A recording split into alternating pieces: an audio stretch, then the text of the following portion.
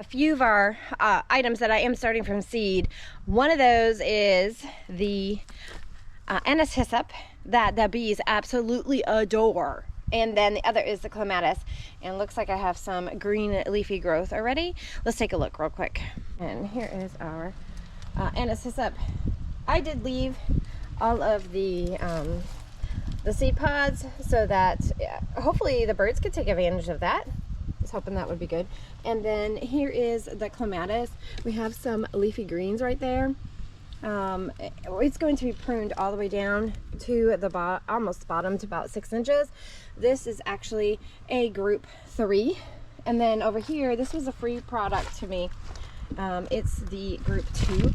It's hard to see against my wall, but we have some of those seed pods, it looks like. And it has a lot of leafy growth.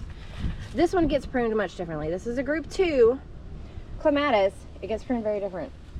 It does not get pruned all the way down. It can be kept like 5 or 6 feet high. You just prune the dead, damaged branches. So let's go through some of this. A whole lot of weeds I have to work on, but let's go over. Try to make sure that you can see this the best. It's not important that we cut anything specific because right now we are ready for the new season, and trying to locate past all of these things that are not part of the plant. That is locating the plant. I just had to smell it, make sure that it smelled like the Anise Hyssop, and that is our new growth. So literally that's going to be the new stuff that pops up back here. Weed all of that. It's winter weeds here in zone 8A, and they come through the cardboard even. But anyways, moving on. The seed pods were left for the birds. They were specifically so they could provide some food, but I'm going to show you real quick. These are just loved by the hummingbirds and the bees. Such bee lovers. They literally slept on my Anise Hyssop. But I'm just going to take it all the way down to the new growth that is down here. I know it's hard to see with all of my other weeds. That's okay. We all have weeds. Nothing is perfect. But I just had to smell it, make sure. You can take it all the way down to the new growth. Now, what I do have coming up is another cold system, but I am going to be out of town, and the cold system will be done by the time I get back home. So I wanted to go ahead and take care of this. Something super simple and easy. You do not have to go think about it too hard. These are perennial in zone 8A, and I am starting some new seeds, so I have a lot more coming.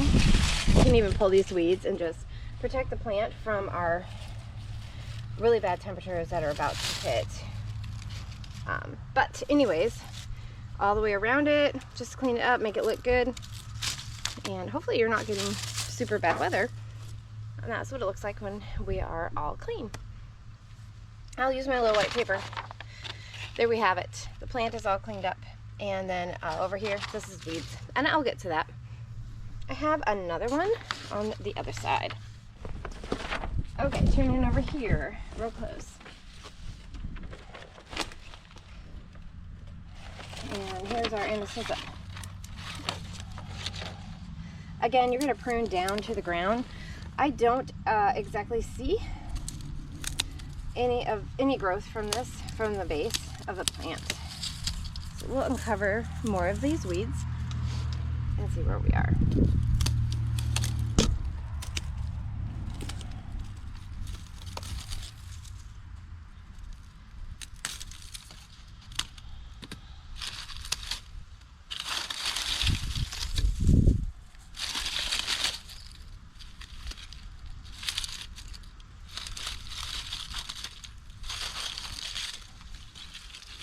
I'm going to leave a little bit right there, making sure you can see the stump of the plant. I'm going to leave that so I remember.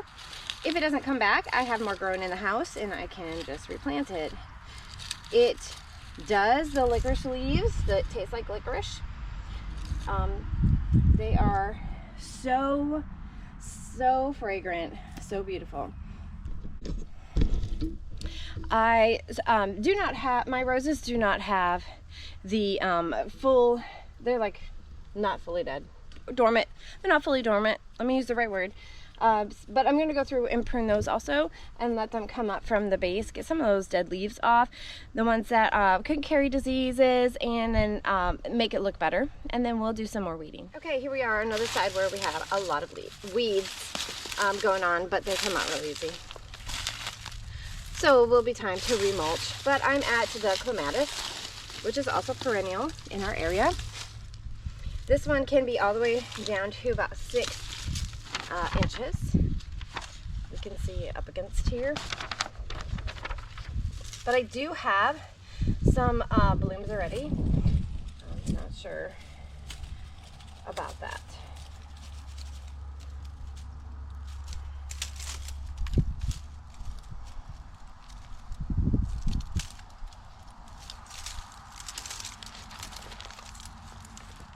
So for this one, I'm going to actually go ahead and prune it as I'm supposed to, and just disconnect it from my trellis, cleaning it up, see how it does when it grows back. So now I'm down to about 6 inches, more than that, probably 12, and I'll just wrap it around my little trellis there. And behind here, so that you can see, here's the base of my plant. I do have cardboard down here. It's supposed to protect against these weeds, but it's okay. We'll just get it all weeded. It'll look nice. Okay, at another base of a group 3 clematis. So we're just gonna prune it all the way down. Again, 6 inches is fine. And then I'm going to pull it off.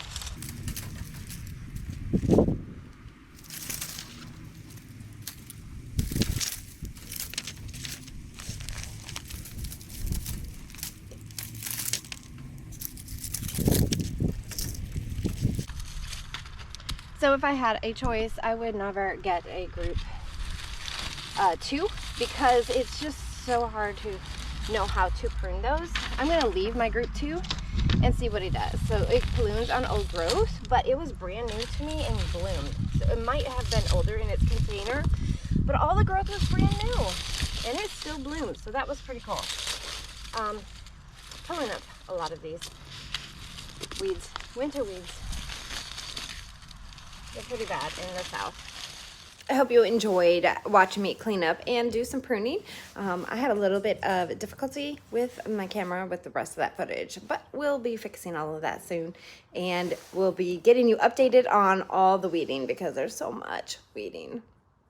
Please follow for more.